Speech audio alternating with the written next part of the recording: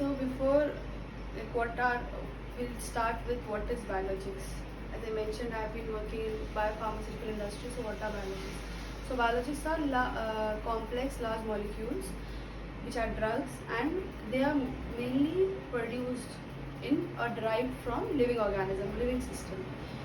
So there's always a confusion between people, pharmaceutical and biopharmaceutical. What is different between pharmaceutical industry and biopharmaceutical industry? So major difference is the pharmaceutical industries, the medicines are produced using as chemically synthesized, are chemical basis. Whereas in case of biopharmaceutical industry, the biologics, the drugs are derived from are produced or derived from a living organism, and mostly living organisms are either E. coli through recombinant DNA technology through E. coli, or mammalian cells CHO. In these two systems, mostly our drugs are produced.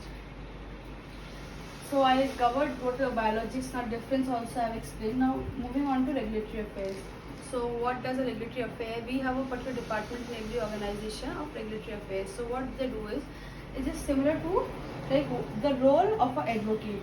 So what happens is, when an advocate takes its application and the applicant's application, it puts in a proper format in front of the judge to get an approval, whatever the case is there. Same is the case with the RA professional. What all the data is there, depending upon the requirement of the regulatory authorities of whichever country we are trying to get our product approval, we'll have to, according to their guidelines and according to their documents, the RA professional will present our data in that format to the regulatory bodies of a particular country to get an approval, to get a market approval of the product.